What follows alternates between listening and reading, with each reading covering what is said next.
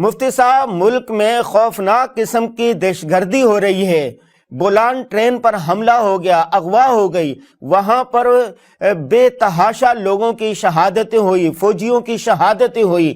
علماء کرام کیوں خاموش ہیں؟ بول کیوں نہیں رہے؟ ملک کے اندر دہشت گردی کی کچھ لہر اب نئی اٹھی ہے، اور جو بولان کا واقعہ ہوا ہے یہ انتہائی دردناک واقعہ ہوا ہے، اور یہ انتہائی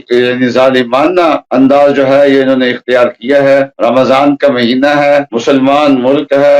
مسلمان اس میں سفر کر رہے ہیں، نہ بھی مسلمان ہوں تو مسلمانوں کے ملک میں جو غیر مسلم رہتے ہیں ان کی جان، مال اور خون بھی ایسے ہی محفوظ ہے جیسے مسلمانوں کے جان، مال اور خون محفوظ ہوتے ہیں۔ تو ایسے مبارک موقع پہ جہاں عید قریب آ رہی ہے اور لوگ اپنے گھروں کی طرف جا رہے ہیں عید منانے کے لیے، خوشی کا موقع ہے، خوشی منانے کے لیے، خوشی میں شرکت کرنے کے لیے، اپنوں کے ساتھ خوشی منانے کے لیے جا رہے ہیں، اس وقت ایسا دردناک واقعہ کیا گیا ہے جس کی کوئی انتہا نہیں ہے۔ باقی آپ کا سوال یہ ہے کہ علماء کرام اس سے منع کیوں نہیں کرتے؟ علماء کرام اس سے مسلسل منع کر رہے ہیں اور اس کی شرعی حیثیت کو بالکل واضح کر رہے ہیں۔ پہلے ایک مشرف کا دور تھا، مشرف صاحب نے جو پالیسیاں اختیار کی تھی وہ پالیسیاں ایک اسلامی ملک کے شایان شان نہیں تھی، لیکن اس کے باوجود مشرف دور میں اور اس کے بعد کے دور میں علماء کرام نے یہ واضح کیا تھا کہ اگرچہ مشرف صاحب کی پالیسیاں ٹھیک نہیں ہیں، ان پالیسیوں پہ تنقید کرنی چاہیے اور ان کی مخالفت کرنی چاہیے، لیکن اس کی آڑ میں بے گناہوں کا خون بہانا، ان کو اغوا کرنا، ان کو اذیتیں پہنچانا اور اسلامی ملک میں افواج کے خلاف ہتھیار اٹھانا یہ کسی طریقے سے بھی جائز نہیں ہے۔ چنانچہ سن 2009 میں کراچی میں ایک اجلاس ہوا تھا، اس اجلاس میں وفاق کا اجلاس تھا، اس میں یہ سوال یہ کیا گیا تھا کہ کچھ لوگ آج کل ملک میں دہشت گردی کر رہے ہیں اور جہاد کے نام پہ کر رہے ہیں، اس مسئلے پہ غور کر لینا چاہیے کہ اگر تو یہ جہاد ہے تو ہمیں ان کے ساتھ شامل ہونا چاہیے، اور اگر یہ جہاد نہیں ہے تو ہمیں ان لوگوں کو سمجھانا چاہیے، شریعت کا حکم ان تک پہنچانا چاہیے۔ چنانچہ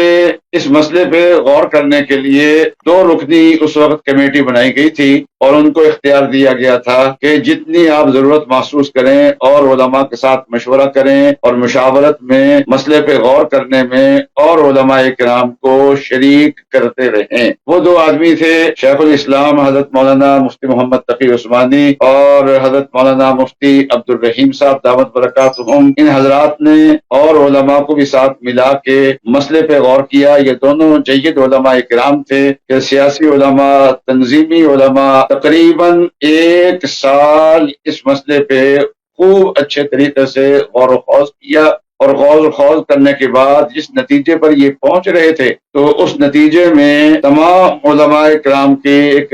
نمائندہ علماء کرام کو اس میں شامل کرنے کے لیے سن 2010 میں جامعہ اشرفیہ لاہور میں ایک اجلاس منعقد کیا گیا، جس میں بڑے بڑے دارالفتاؤں کے علماء کرام بھی، مفتی حضرات بھی تھے، تنظیموں کے حضرات بھی تھے، ہر قسم کی نمائندگی اس اجلاس کو حاصل تھی۔ یہ بندہ ناچیز جو اس وقت بات کر رہا ہے یہ بھی اس اجلاس میں شریک تھا،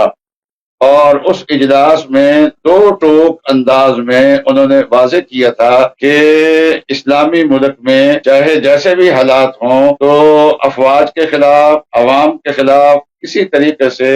ہتھیار اٹھانا جائز نہیں ہے، اور یہ کسی طریقے سے بھی اس کا جواز نہیں ہے۔ علماء کرام نے اس مسئلے کو اچھے طریقے سے واضح کیا۔ یہ اجلاس علماء دیوبند کا تھا، اور اس سے پہلے اور اس کے بعد مختلف مکاتب فکر کے اجلاس بھی ہوتے رہے اور وہ بھی اس نتیجے پر پہنچے تھے۔ اور یہ 2010 کا جو اجلاس ہوا تھا تو اس اجلاس میں جو اعلامیہ پاس ہوا تھا اس کے بارے میں پریس کانفرنس نہیں کی گئی تھی، تو میں نے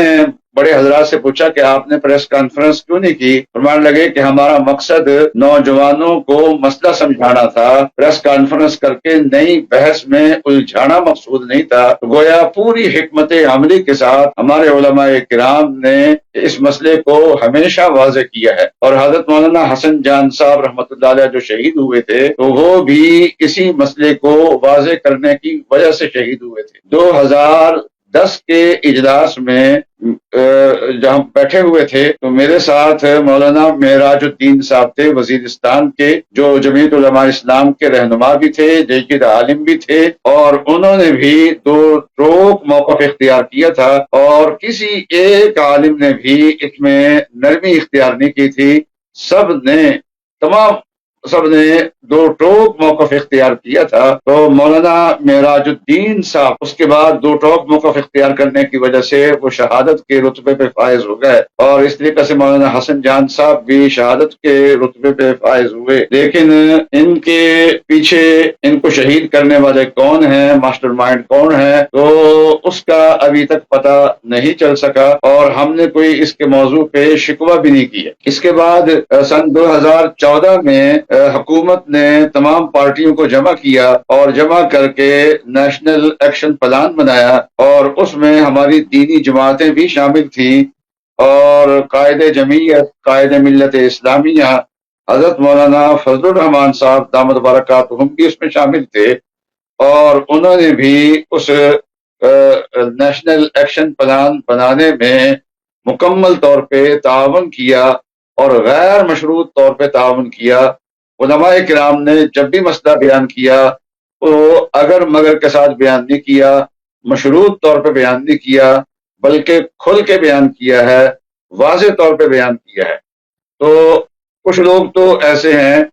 جو اس قسم کی کارروائیاں جہاد کے نام سے کر رہے ہیں، تو ظاہر بات ہے کہ جہاد شریعت کا مسئلہ ہے،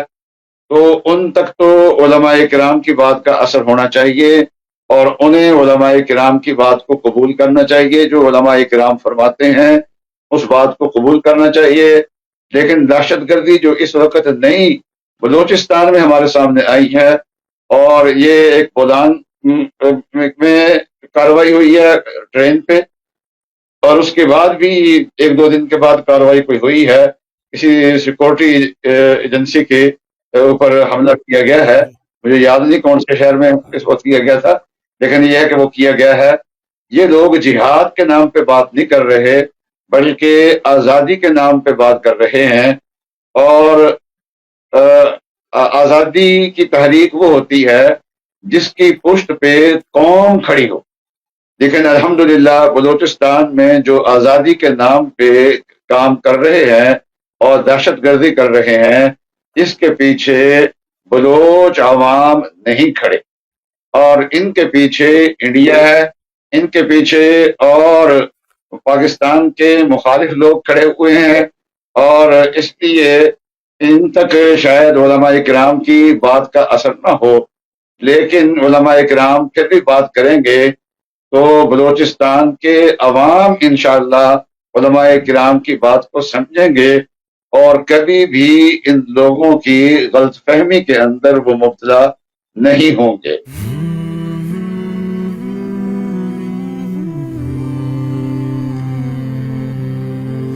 رمضان المبارک کی پر نور ساعتوں میں دیکھیے درسقرآن.com کے یوٹیوب اور فیس بک پر ہلال رمضان، سوشل میڈیا پر سب سے قدیم اور سب سے ریلائبل برانڈ www.درسقرآن.com